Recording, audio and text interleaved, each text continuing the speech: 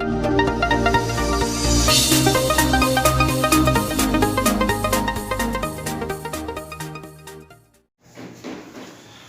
बच्चों, आज हम स्टार्ट कर रहे हैं lecture 5 of class 11 chapter first है, जो कि हमारा सेट्स है मैथमेटिक्स में। तो लेक्चर 5 है ये।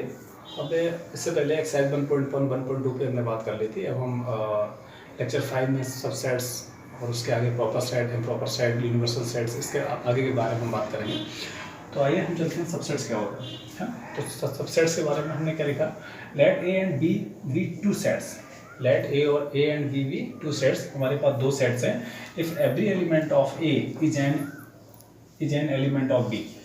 हमारे पास दो सेट्स हैं, ए एंड बी। फिर आगे बोल रहे हैं, if every element of A is an element of B. A के सभी element, if every element of A is an element of B, B के सभी एलिमेंट हो, ए के एलिमेंट बी के एलिमेंट हो, then A is called a subsets of B. तब हम क्या बोलेंगे, A is A subsets of B. क्या बोल रहे हैं, let A and B two sets if every element of A के सारे एलिमेंट इन एन एलिमेंट ऑफ बी के सारे एलिमेंट हों, then A is called a subsets of B. तब हम ए को बी का सबसेट्स बोल देते हैं ना। If A is subsets of B, अगर if A is subsets of B, यदि ए बी का क्या है, सबसेट्स है, तो B right A subset B, ऐसे लिखेंगे हम। if A is a subsets of B, then we write A is subsets of B, ऐसे लिखेंगे, which is read as, जिसे हम पढ़ेंगे कैसे, which is read as A is subsets of B, A is subsets of B। इसे हम ये पढ़ते हैं, इसको है ना, इसको हम ये पढ़ लेते हैं। thus A subsets of B, इसका मतलब क्या हुआ, if A belongs to A implies that A belongs to B। Means इसका ये हुआ, जैसे हमने आपको ऊपर लिखा है, let A and B are two sets if every element of A is an element of B, है ना, then A is called a subsets of B। तब हम क्या बोल देते हैं, A B का सबसेट्स है। अगर every element of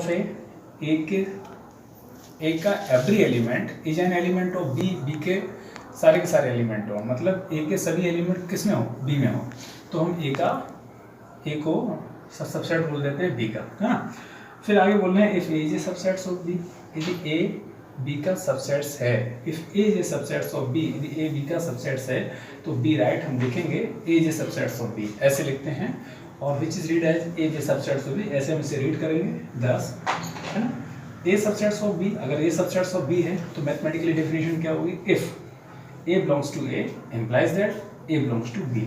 ए का भी एलिमेंट होगा और ए बी का भी एलिमेंट होगा। अगर ए बी का सबसेट्स है तो जो हमारा एलिमेंट ए होगा, कोई भी एलिमेंट होगा वो ए का भी होगा और बी का भी होगा। दी अबव स्टेटमेंट, कौन सा अबव स्टेटमेंट, ये वाला। The above statement is read as, हम इसे क्या रीड करेंगे, if A is A subsets of B, if A is A subsets of B, comma, if X is an element of A, if X is an element of A, if A is A subsets of B, A B का subsets है, if X is an element of A, then it implies that X is also an element of B. X ले लो चाहे ए ले लो, अगर हमने ए लिया है तो ए आप ले लो, आप एक्स लेना चाहो तो आप एक्स ले लो, है ना। द अबव स्टेटमेंट ये वाला is read as A is A subsets of B, A B का सबसेट्स है, and if X is an element of A, then implies that X is also an element B, तो X A का भी element होगा और x B का भी element होगा ना। If A is not a subsets of B, अब अगर ऐसा नहीं है कि ए बी का सबसेट्स नहीं है, then we write A is not subsets of B, A is not subsets of B, तो ए बी का सबसेट्स नहीं होगा, है। ये नॉट सबसेट्स ऑफ बी का सिंबल है। अब हम इसे एग्जांपल से समझ लेते हैं। लेट ए इज इक्वल, कोई एक ए सेट है, उसमें कितने एलिमेंट हैं, 1 2 3 और 4, यानी टोटल 3 एलिमेंट हैं। ये एलिमेंट एक अलग है, ये एक ये एलिमेंट है, एक ये इन्होंने डिफाइन कर रखा है। Here A contains 3 elements, set A, here A contains, मतलब ये सेट ए है, वो कंटेन्स 3 एलिमेंट्स। कौन कौन से, नेमली जिनका नाम क्या है, एक तो 1 है नाम, एक नाम ये है और एक नाम ये है, 1 2 3 एंड 4, है ना। दस 1 बिलोंग्स टू ए, अगर हम कहें 1 को कैसे लिखेंगे, तो आप 1 को केवल लोगे तो 1 belongs to A, 1 belongs to A, यानी कि 1 जो है एलिमेंट वो सेट ए में बिलोंग्स करता है, सबसेट नहीं है, बिलोंग करता है। 2 3, अगर हम केवल ये लें ऐसे, तो 2,3 ये भी आप लिखेंगे बिलोंग्स टू है ना, ये भी आप लिखा। एंड 4 तो 4 बिलोंग्स टू ए, ये भी आपका हो जाएगा 4 बिलोंग्स टू ए, ठीक, ये बिलोंग्स टू हो गए। बट 2,3 अगर हम इस ब्रैकेट को ये जो लिखा है 2,3 सबसेट्स ऑफ ए लिखेंगे तो ये गलत होगा। Is a wrong statement in the contest of this example. क्यों? क्योंकि जैसे ये लिखा था इस साइड के अंदर A1 2,3 एंड 4 लिखा था, तो हम जो भी लेंगे जैसे 1 लेंगे तो 1 केवल लिखोगे तो 1 बिलोंग्स टू ए आ जाएगा, और 1 को अगर करली ब्रैकेट में ये लिखोगे तो 1 इज द सबसेट्स ऑफ ए आएगा, ऐसे लिखेंगे। तो 2,3 को अगर आप लिखोगे तो 2,3 तो ये ऑलरेडी करली ब्रैकेट में है, इसके ऊपर एक ब्रैकेट और लगाएंगे, तभी उन्होंने कहा है द करेक्ट स्टेटमेंट इज 2,3 करली ब्रैकेट में था, इसके ऊपर हमने और लगाया तो ये सबसेट्स ऑफ ए कहलाएगा। बात समझ में कुछ आ पा रही है कि नहीं?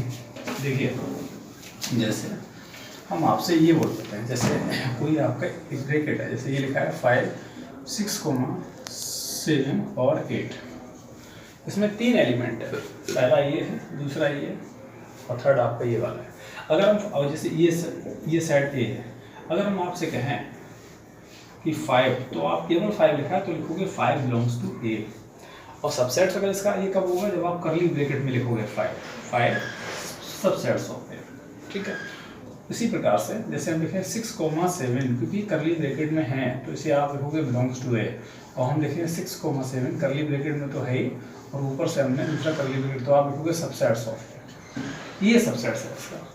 अगर हम लिखें 8 तो 8 बिलोंग्स टू ए, ठीक है, और अगर हम लिखेंगे 8 को करली ब्रैकेट में ही लिखेंगे तो आप लिखोगे सबसेट्स ऑफ ए, ठीक। अब समझ में आ गया होगा, तो ये आपकी बात हो गई है ना। चलिए इसके आगे बात कर लेते हैं। दूसरा एग्जांपल क्या है, जैसे 1, 2, 3 है तो 1 को लेंगे, एलिमेंट को उठाएंगे और उसमें करली ब्रैकेट लगाएंगे तो सबसेट्स ऑफ 1, 2, 3 हो जाएगा, ठीक है। अगर 2 केवल लेते हैं 2 और 2 को लिखते हैं सबसेट्स लिखा है, बट 2 सबसेट्स ऑफ 1, 2, 3 तो गलत होगा, विच इज़ नॉट पॉसिबल, ये पॉसिबल नहीं हो पाएगा। इसको आप कैसे लिखते हैं, इसको आप कैसे लिखते हैं, जैसे ये लिखा है 1, 2, 3 लिखा हुआ है, 1, 2, 3 ये लिखा है ना। अगर आप 1 एलिमेंट लोगे तो 1 लिखोगे बिलोंग्स टू दिस 1, 2, 3, ये बिलोंग्स टू आप लिखोगे, और अगर इसमें करली ब्रैकेट आप ये लगाओगे तो ये हो जाएगा सबसेट्स ऑफ 1, 2, 3 ये हो जाएगा आपका, है ना, ठीक है ना। जैसे 2 ले लो आप, तो 2 को ले लो तो आप क्या लिखोगे 2 बिलोंग्स टू 1, 2, 3 हो गया, ये आपके पास हो गया। और 2 में अगर आपने करली ब्रैकेट ये लगा दिया तो सबसेट्स ऑफ ये आपके पास आ गया 1, 2, 3 आ गया, ये आपके पास हो गया, तो वो लिखा हुआ है। दूसरा एग्जांपल है इसका कि curly bracket 1 is subsets of this but 2 only 2 belongs to subsets of 1, 2, 3 which is not possible, ये पॉसिबल नहीं हो पाएगा, है ना। तो if it happens for 2 sets A and B, है ना। अब आगे देखिए, इफ इट हैपन्स अगर ऐसा होता है कि for 2 sets A and B हैं, then every element of A is in B. 2 sets ऐसे हैं कि ए के सारे एलिमेंट बी में हैं और बी के सारे एलिमेंट ए में हैं, तो ए और बी को इक्वल सेट बोल देते हैं और ए इक्वल टू बी के फॉर्म में से लिखते हैं। कैसे? If it happens for 2 sets A and B, then every element of A is in B and every elements of B is in A. A के सारे एलिमेंट्स किस में हैं? बी में, और बी के सारे एलिमेंट ए में हैं। तो इन दिस केस, ऐसे केस में क्या होगा, A and B are same sets, दोनों के दोनों सेट्स हमारे सेम सेट्स कहलाएंगे। सो दैट बी है, उस कंडीशन में क्या लिखेंगे, A is the subsets of B and B is the subsets of A. A is the subsets of B and B is the subsets of A. अब इसको क्या लिखेंगे, if and only if A equal to B. ये तभी लिख पाएंगे, ए equal to B हम कब लिखेंगे, जब ए बी का सबसेट्स हो और बी ए का सब। ये कंडीशन है, बेटा इस मान को बोलते हैं इफ एंड ओनली इफ। ये केवल तभी पॉसिबल हो पाएगा जब ए बी का सबसेट्स होगा और बी ए का सबसेट्स होगा, तभी हम ए को बी के इक्वल लिखेंगे।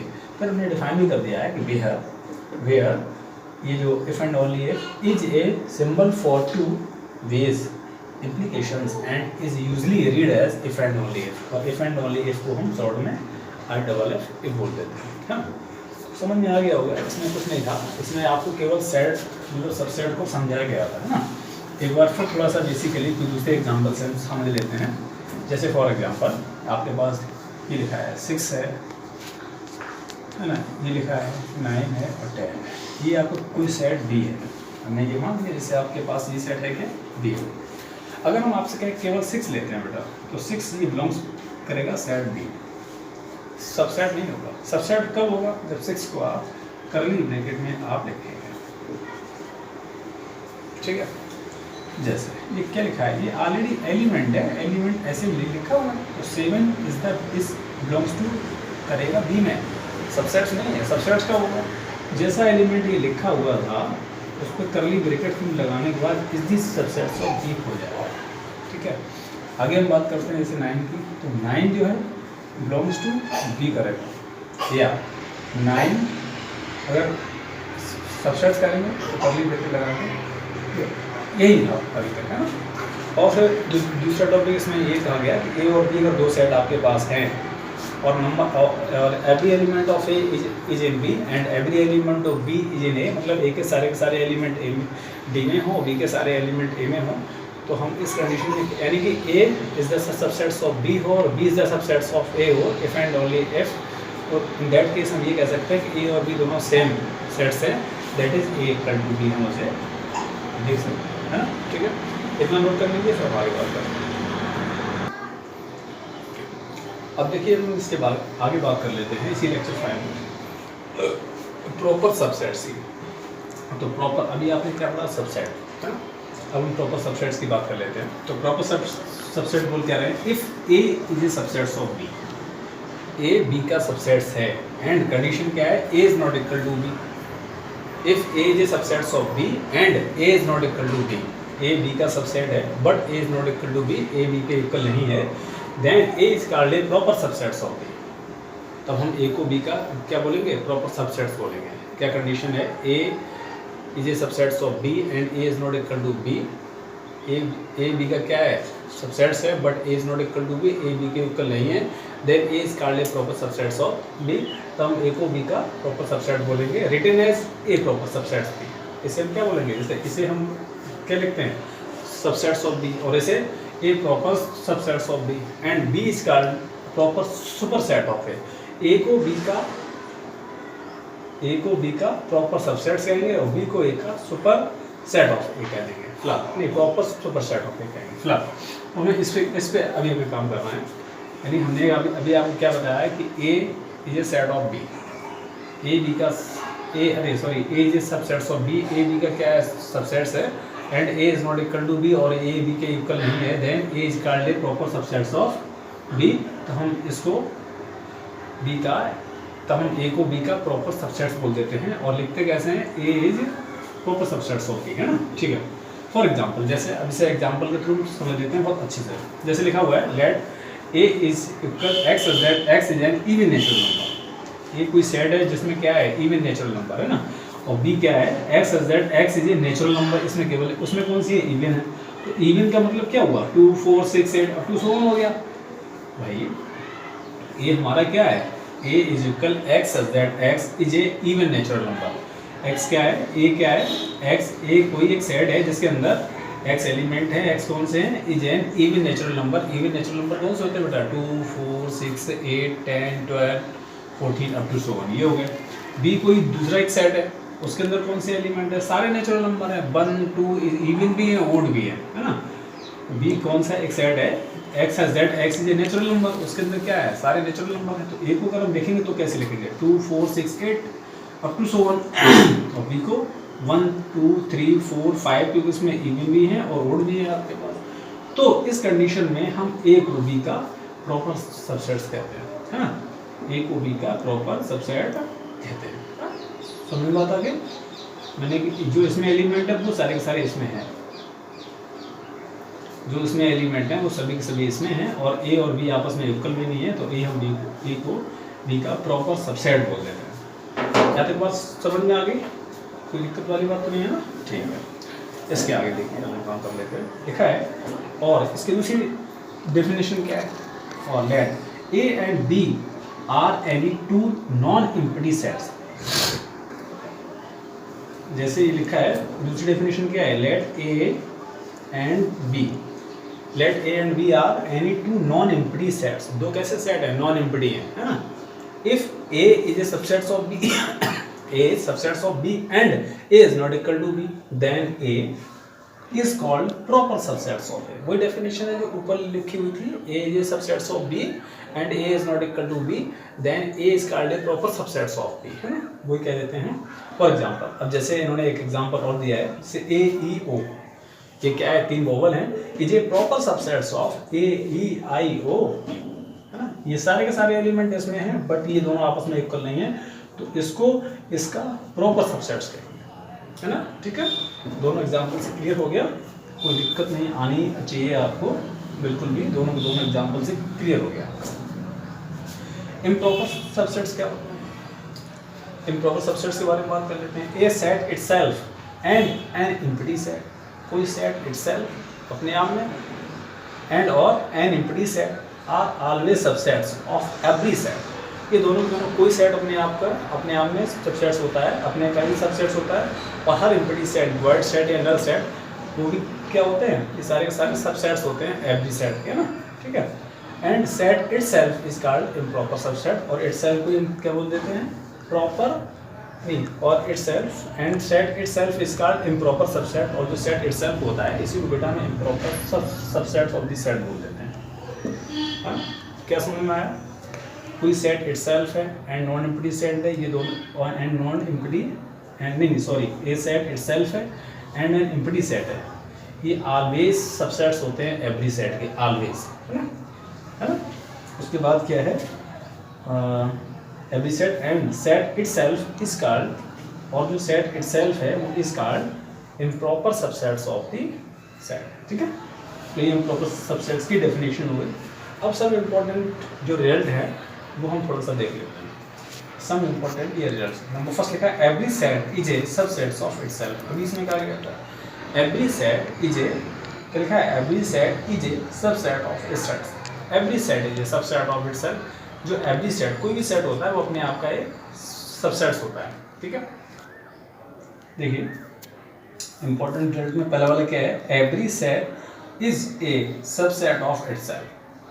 एवरी सेट, कोई भी सेट जो है अपने आप का जो क्या होता है, सबसेट्स होता है ना. हम क्या बोल रहे हैं, every set is A subset of itself. कोई भी सेट है अपने आप का एक सबसेट्स होता है इटसेल्फ. कैसे होता है भैया हम देख लेते हैं. लिखा let A be any set. हमने मान लिया कोई ए सेट है, then each element of A is clearly in A. कोई ये सेट है, इसके सारे के सारे एलिमेंट इसमें हो, है ना. Then each element of A is clearly in A, hence A is A subsets of A. भाई सबसेट्स की डेफिनेशन क्या थी, एक ही एलिमेंट सारे के सारे बी में हो, वो तो थी ना, सबसेट्स वाली डेफिनेशन थी आपके पास. कोई आपसे ये बोल रहे हैं कि every set is A subsets of itself. Every set जो होता है अपने आप का सबसेट्स होता है, that is A subset of A, है ना. दूसरा पॉइंट क्या है हमारा, the empty set phi is A subset of every set. The empty set जो फाई है, क्या कह रहा है, the empty set phi is A subset of every set. ये क्या होता है, एवरी सेट का सबसेट होता है. जैसे हम सेट को ये मान लेते हैं, इसमें कैसे, कि तो देखो अब ये अब उन्होंने डिफाइन कर रखा है, since phi is a set containing no element. Phi एक ऐसा सेट है, एम्प्टी सेट है, वर्ड सेट है, नल सेट है, जिसमें कोई एलिमेंट है ही नहीं इसमें. तो लिखा है since phi is a set containing no element. Phi बेटा एक ऐसा सेट है जिसमें कोई एलिमेंट नहीं है, है ना. Since phi is a set containing no element.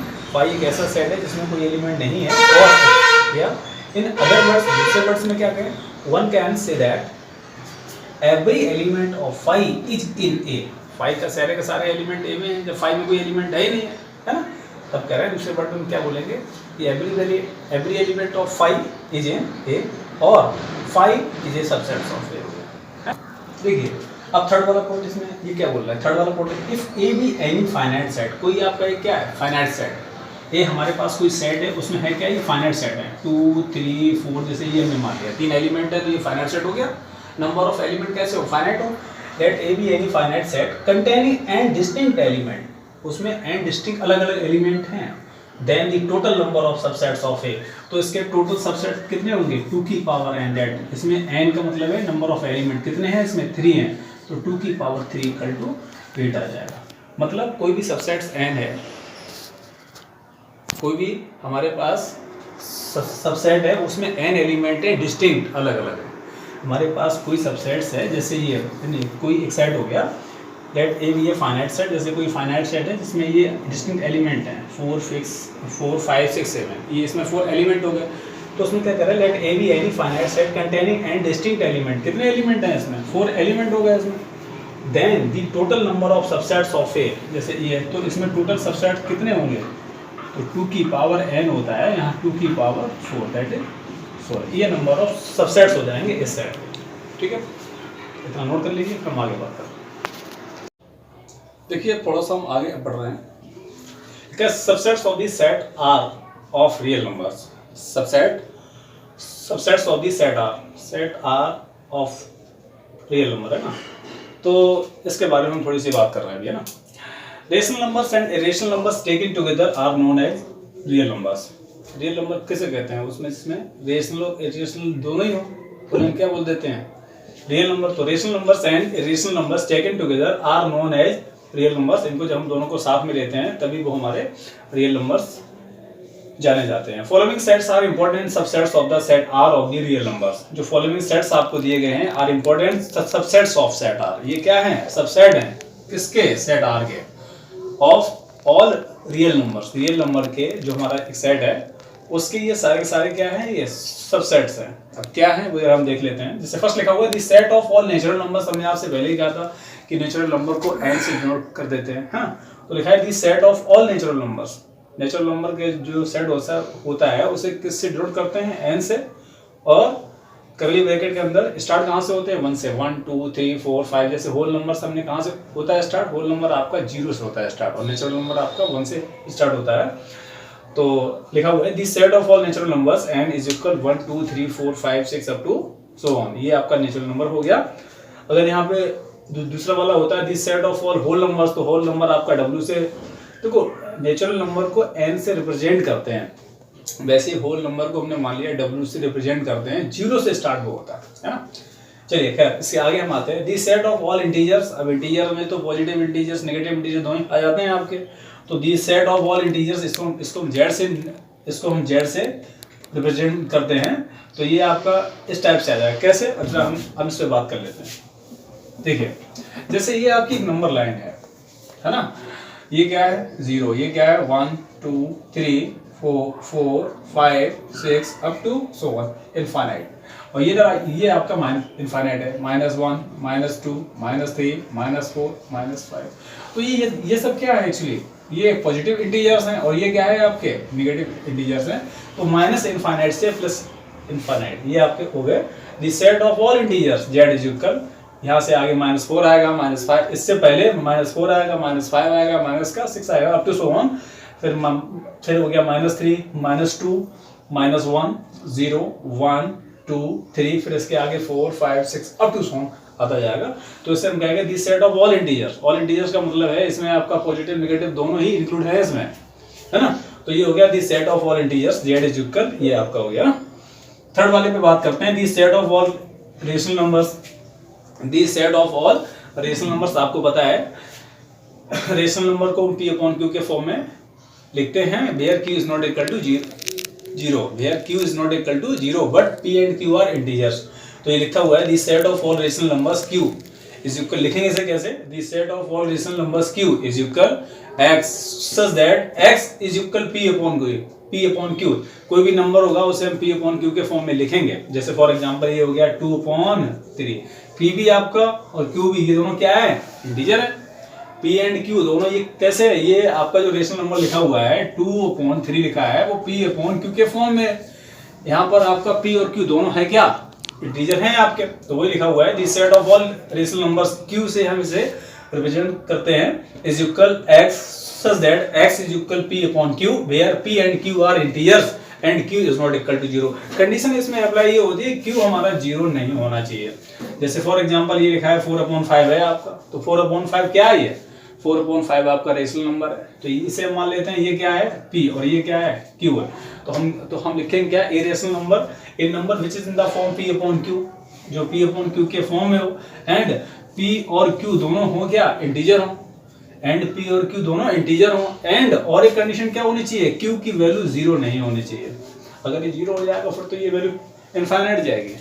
तो वो ये बोल रहे हैं the set of all rational numbers q is equal x such that x is equal p upon q where p and q are integers and q is not equal to 0। ये आपका हो गया। उसके बाद फोर्थ की बात आती है the set of all rational numbers और इरेशनल नंबर्स। तो इरेशनल क्या होते हैं? जो रेशनल ना हो that are those are irrational numbers. तो the set of all irrational numbers is denoted by, इसको हमने t से डिनोट कर लिया है ना।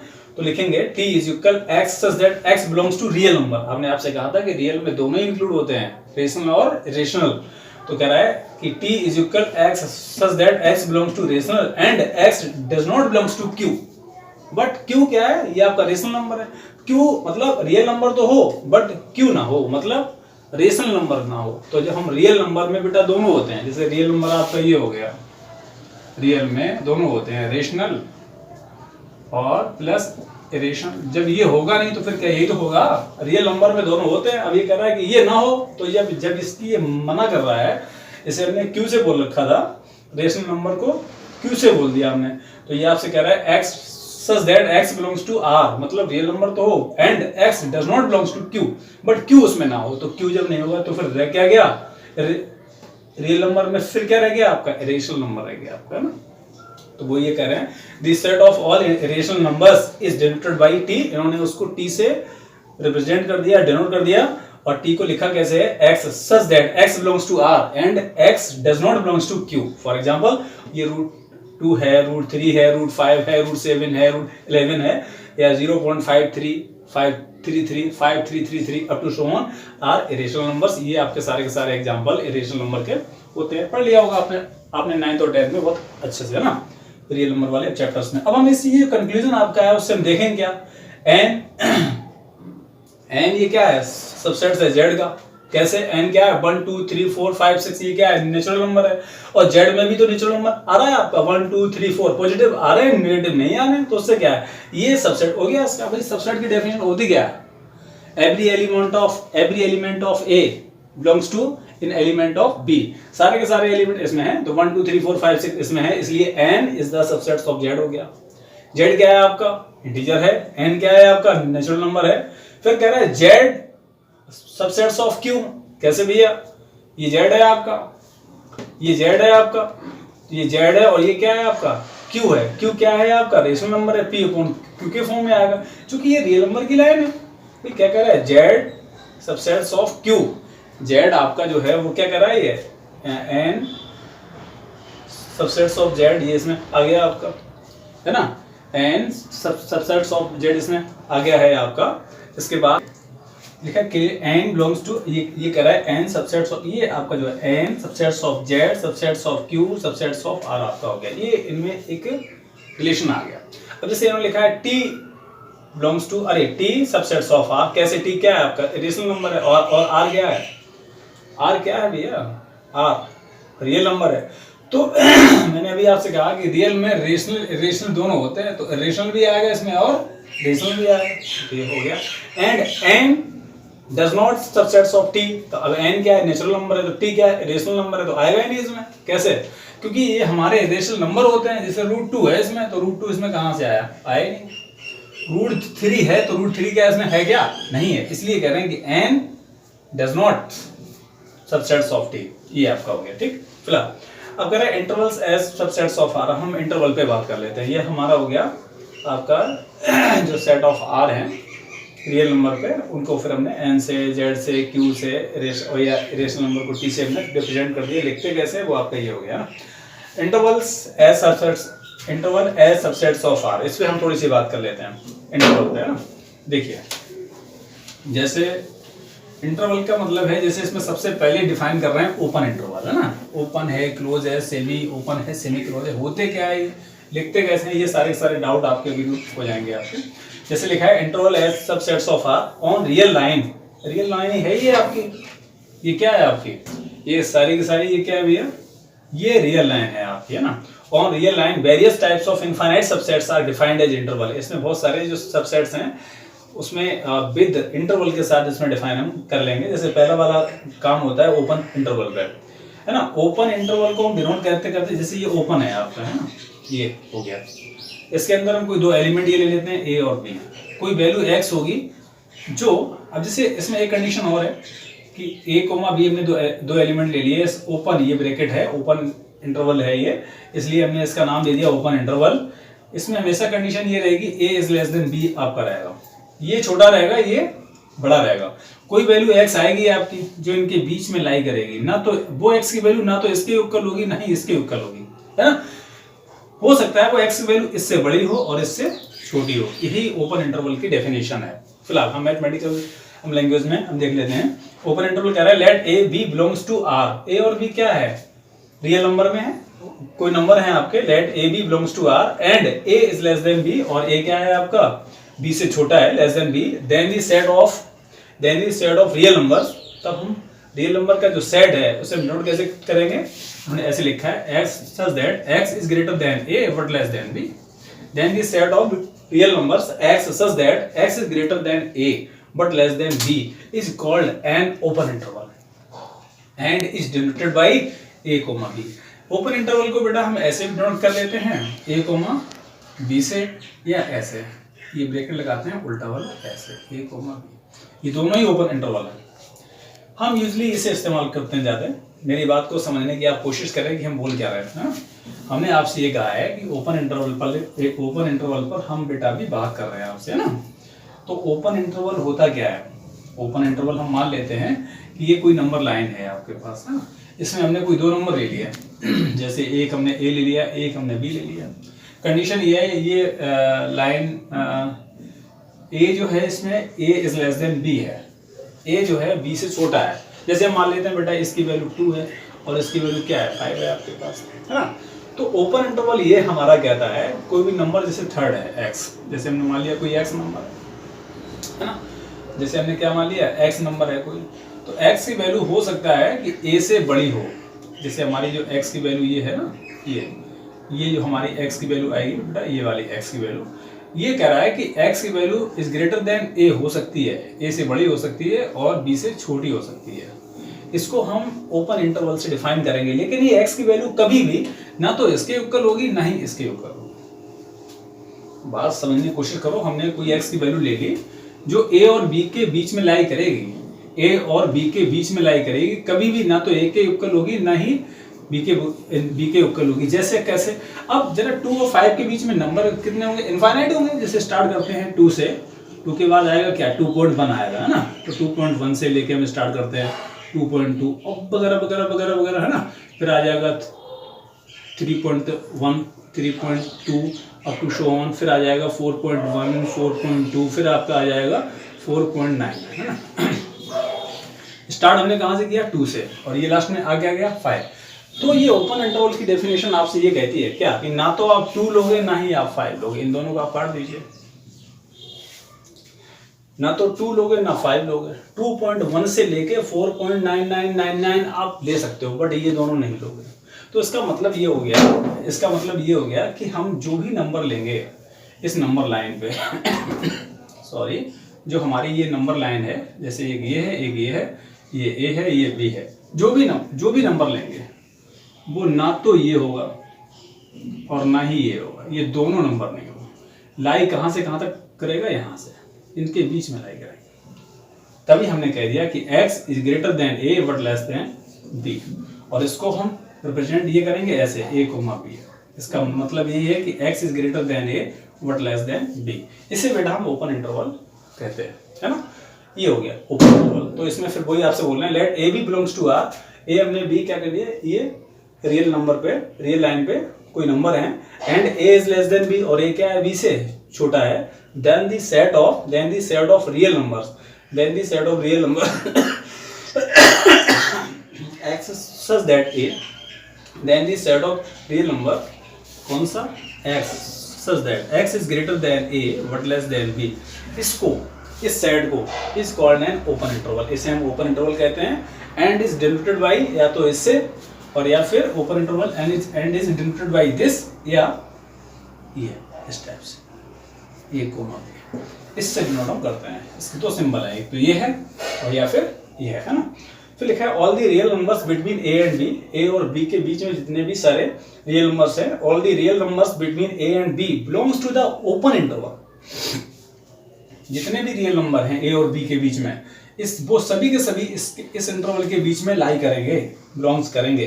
But A and B do not belongs to this interval, but ना ही ए और ना ही बी, ये दोनों इसमें बिलोंग्स नहीं करेंगे। या सिंपल लैंग्वेज में हमने क्या लिखा है, अथवा या और इन ओपन इंटरवल में, इन ओपन इंटरवल जैसे ये हो गया आपका A comma B, in open interval ends point कौन कौन से हैं, एक आपका ये इंड्स पॉइंट्स है, एक आपका ये, इनके बीच के सारे नंबर, लेकिन ये जो इंड्स पॉइंट्स हैं in open interval, ends points do not belongs to the interval. इसके से आपको थोड़ा मैंने ऐसे समझाया है, ये नंबर लाइन है, ये क्या है प्लस इनफाइनाइट, ये क्या है माइनस इनफाइनाइट, दो नंबर ले लिए ए और बी, इसको लिखेंगे कैसे ओपन इंटरवल में, ए कोमा बी, ये, लेकिन ना ही ए इंक्लूड होगा और ना ही हमारा बी इंक्लूड होगा। ये जो ब्लैंक है ना, इसका मतलब है कि ये इंक्लूड नहीं है, अगर ये डार्क होते तो इंक्लूड होते हैं ना। तो ये हमने बेटा बात कर ली आपकी ओपन इंटरवल पे, आप इसे नोट कर लीजिएगा, फिर हम क्लोज इंटरवल पे बात करेंगे। देखिए अब हम ओपन इंटरवल के बाद हम क्लोज इंटरवल पे बात कर लेते हैं। तो क्लोज इंटरवल में ये लिखा हुआ है, क्लोज इंटरवल होते क्या है, क्लोज में बस ये है कि दोनों जो एंड्स पॉइंट्स हैं वो उसमें इंक्लूड हो जाते हैं, दैट इज क्लोज इंटरवल आपका हो गया है ना। ये है क्लोज इंटरवल, डेफिनेशन लिखी हुई, the interval which contains the first and the last member of the set, जिसमें क्या हो फर्स्ट और लास्ट मेंबर, इसमें जैसे हमने ओपन इंटरवल हमारे पास ये था, उसमें क्या होता था फर्स्ट और लास्ट वाले ये जो मेंबर हैं, ये जो एलिमेंट हैं, वो उस इंटरवल में इंक्लूड नहीं होते थे, मींस एक्सक्लूड हो जाते थे। अब क्लोज इंटरवल में क्या है कि ये इंक्लूड हो जाएंगे, ये उसमें आ जाएंगे, कंटेंस हो जाएंगे, तो फिर जब कंटेन हो जाएंगे तो ये शेप ले लेगा ये वाला, तो इसे हम कहते हैं क्लोज इंटरवल, इसे हम क्लोज इंटरवल ये बोल देते हैं। तो डेफिनेशन लिखी हुई है, the interval which contains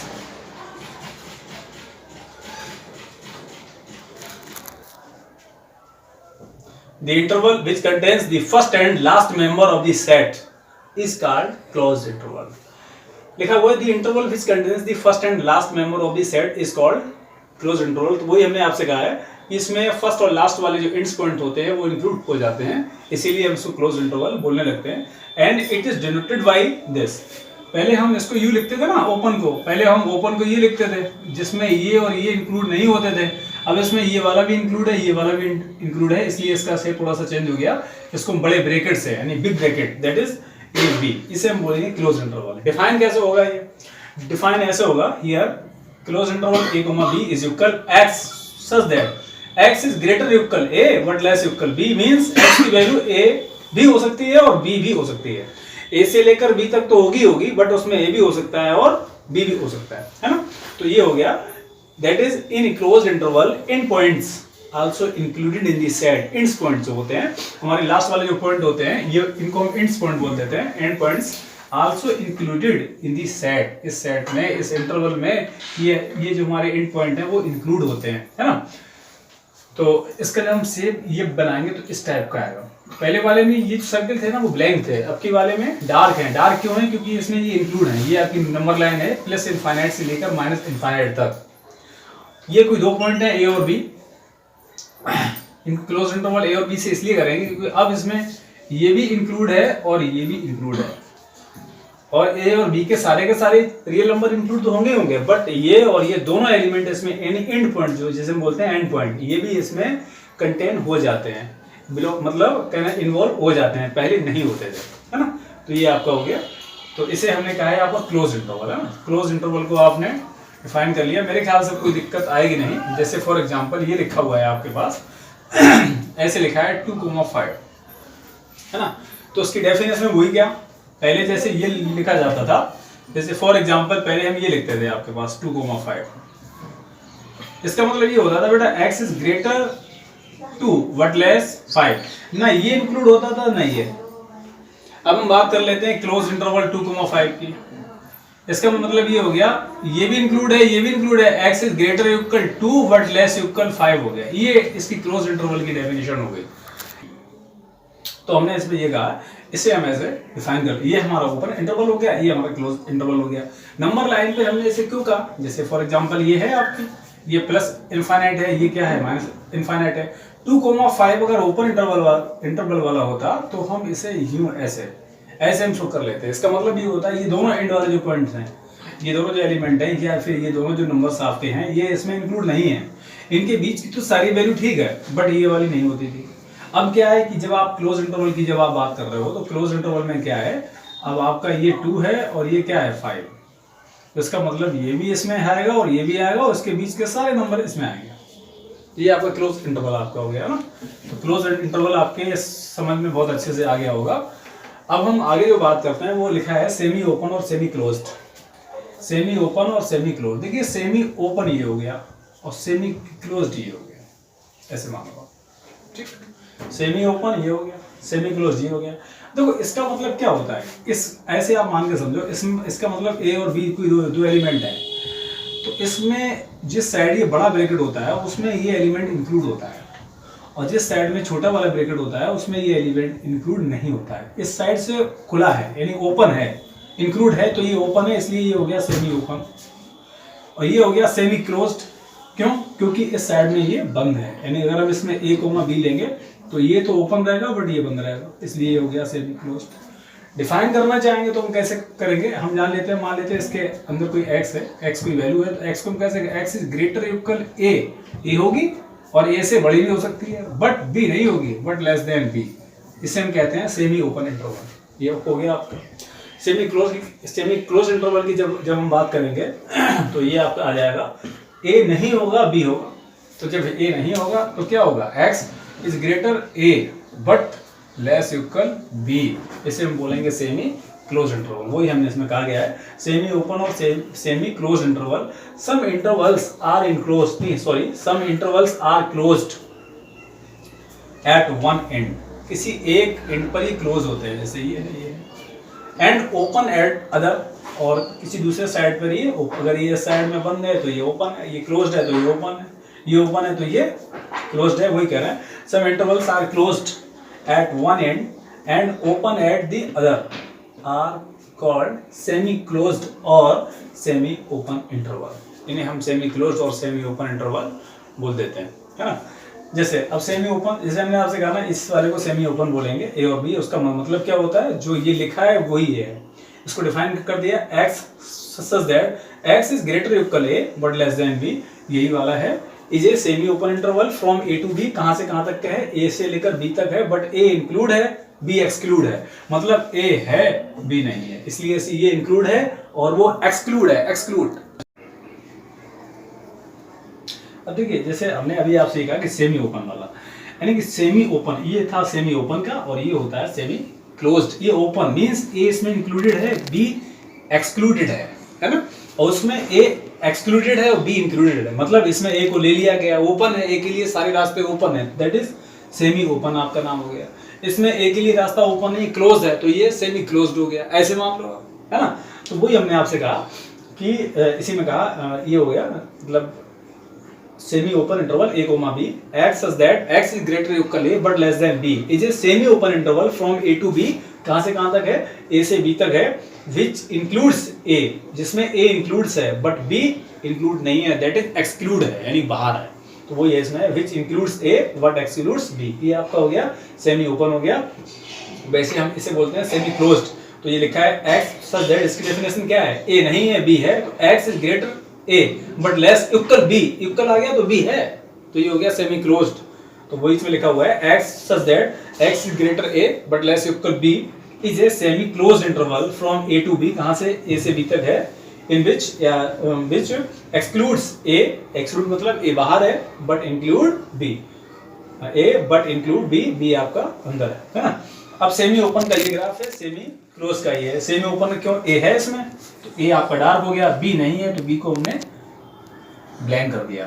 definition क्या है, X is greater equal A but less than B, लिखते कैसे हैं इसे, ऐसे लिखते हैं, ये हो गया सेमी ओपन। सेमी क्लोज्ड में क्या होगा, ए नहीं है इसलिए ए को हमने ब्लैंक छोड़ दिया, बी है डार्क कर दिया, इधर नहीं है ओपन हो गया, इधर ये बी है तो बी साइड में क्लोज इंटरवल लग गया। डिफाइन कैसे करेंगे, x is greater than a but less equal b, ये हो गया सेमी क्लोज्ड हो गया। तो इस पे हमने बात कर ली अभी, है ना। सेमी ओपन सेमी क्लोज आपके समझ में आ गया होगा। अब बेटा हम पावर सेट पे बात करते हैं। अब हम किस पे बात करते हैं? हम पावर सेट पे बात करते हैं। पावर सेट क्या होता है? देखिए पावर सेट है ना, ठीक। जैसे ये हमारा इंटरवल पे काम खत्म हो गया। अब हम इसके बाद में पावर सेट पे बात कर लेते हैं, है ना। पावर सेट क्या है? देखा, let A B A finite set. कोई ये फाइनाइट सेट होता है, then the collection of all the subsets of A, then the collection of all subsets of A. अगर कोई सेट है उसके कितने सारे सबसेट हैं, उनका collection is called power set of A. उनकी कलेक्शन को ही हम पावर सेट कहते हैं। समझ में आया? ए कोई फाइनाइट नंबर ऑफ सेट है ना, उसके कितने सबसेट हो सकते हैं, उन सभी सबसेट का collection, that is power set. यही आपका पावर सेट होता है। तो let A B A finite set, then the collection of A, then the collection of all the subsets of A is called power set of A. Usually denoted by, इसे हम कैसे denote करते हैं? इसे हम ऐसे डिनोट करते हैं पावर सेट ऑफ A। ये आपका हो गया NPA यानी power set of A। Every element is a set. उसमें सभी के सभी एलिमेंट क्या होते हैं? सेट मींस ब्रैकेट के अंदर लिखे जाते हैं। जैसे फॉर एग्जांपल इन्होंने एक दे रखा है, लेट A इक्वल टू, जैसे A इक्वल टू दिया गया है, इसमें 3 4 5 कितने एलिमेंट हैं? नंबर ऑफ एलिमेंट कितने हैं? 3 हैं। तो अब इसका पावर सेट होगा क्या? तो पावर सेट को बेटा हम क्या करते हैं? सबसे पहले कर्ली ब्रैकेट हम लगा लेते हैं। तो 5 सभी का पावर सेट 5 आएगा, तो फिर सबसे पहले 5 हो गया। उसके बाद में अब जितने भी ये सेट है ना, इनको कर्ली ब्रैकेट में लिखेंगे। जैसे 3 हो गया, इसके बाद में 4 आ जाएगा, इसके बाद में 5 आ जाएगा, इसके बाद में 3 4 आएगा, है ना। 3 4 आ गया, 2 2 का पेयर। फिर उसके बाद में 3 5, मतलब 3 4 आ गया और 3 5 आएगा, फिर 4 5 आ जाएगा, है ना। और उसके बाद में 3 4 5 आ जाएगा, 3 4 5, 1 2 3 4 5 6 7 8 हो गए नंबर। यानी टोटल नंबर ऑफ जो पावर सेट होते हैं वो 2 की पावर n होते हैं। 2 की पावर n, यहाँ 1 2 3 एलिमेंट है, 2 की पावर 3 इक्वल टू 8 हो गए। Number of element in power set में 8 हो गए आपको, ठीक है। तो ये पावर सेट पे काम हो गया। इसे जरा नोट कर लीजिए, हम इसके आगे भी 1 2 एग्जांपल आपको समझाते हैं। देखिए तो हमने क्या देखे थे, अब इसमें टोटल है, जैसे लिखा है if set A has n element. कोई आपका सेट ए है, उसमें n एलिमेंट है। कितने एलिमेंट है? n। If set A has n elements, then the total number of elements in its power set. तो उसके पावर सेट में कितने एलिमेंट होंगे? if set A has n elements, then the total number of elements in its power set A is 2 की power n होते हैं। जैसे हम कोई एग्जांपल अभी ले लेते हैं बाद में। जैसे ये दूसरा लिखा है, एक पॉइंट और है, if A is an empty set 5, यदि आपका कोई सेट A है जो empty सेट है, that is 5 है, then PA यानी power set of A has just one element, केवल उसमें एक एलिमेंट होगा। कौन सा? that is element of power set of A is equal 5। तो उसमें 5 केवल एक एलिमेंट होगा, है ना। तो अब हम जरा इसमें एग्जांपल पे बात कर लेते हैं। जैसे हम जैसे मान लेते हैं कोई इसका एग्जांपल एक हम ले लेते हैं। जैसे ये है आपका एक एग्जांपल से और अच्छे में समझ में आ जाएगा आपका। जैसे हमने मान लिया कि ये कोई सेट है जिसमें 3 एलिमेंट हैं कोई, है ना। एक और थोड़ा अच्छे से समझ में आएगा आपके। जैसे ये हो गया x y z, तो आपको पता है इसमें कितने एलिमेंट हैं? 3 है। तो total number of power set कितने होंगे? 2 की पावर 3 इज इक्वल 8 होंगे। कैसे? अब जरा हम देख लेते हैं। तो उसका जब हम PA फाइंड आउट करेंगे पावर सेट, तो सबसे पहले 5 तो होता है। अब सबसे पहले क्या है? x है आपका, x आ जाएगा। इसके बाद फिर क्या है? y है आपका, y आएगा। फिर आपके पास है क्या? ये z है, ये तो z आ गया। अब दो का आएगा, ये x, y आएगा। x के साथ y आ गया। अब x साथ आपका z भी आएगा, हाँ या ना। इसके साथ अब y के साथ आएगा z, है ना। अब x y z आ जाएगा, x y z आ गया। कर्ली ब्रैकेट से क्लोज कर देते हैं। 1 2 3 4 5 6 7 और 8 ये आपका हो गया, ठीक है। तो मेरे ख्याल से ये पावर सेट अब समझ में आ गया होगा आपके। तो देखिएगा अब हम स्टार्ट करेंगे नेक्स्ट एक्सरसाइज 1.3। अगले वाले जो हमारा ये लेक्चर आएगा, ये लेक्चर नंबर 5 था शायद, हाँ 5 ही था। लेक्चर 6 में हम काम करेंगे अगली एक्सरसाइज पे, क्योंकि जो भी आर्टिकल थे वो सारे हो भी गए। बात है कि मैं देख लूँगा अगर कुछ रह भी जाता है तो। कोशिश मैंने की है आपको हर चीज़ बहुत सिंप्लीफिकेशन में यानी सिंपल लैंग्वेज में समझाने की। उसके बावजूद भी अगर आपको कोई प्रॉब्लम्स होती है तो हमारे व्हाट्सअप नंबर पे आप या हमारे नंबर पे कांटेक्ट कर सकते हैं, कमेंट कर सकते हैं आप। अगर ये सब कुछ अच्छा लग रहा है, ठीक लग रहा है, तो आप लाइक्स करिए, जरूरी है ये, सब्सक्राइब करिए और शेयर करिए, जिससे हमें थोड़ा अच्छा लगे, है ना। ठीक है, आज के लिए बस इतना ही, आज हम यहीं पे रोक लेते हैं। Thank you.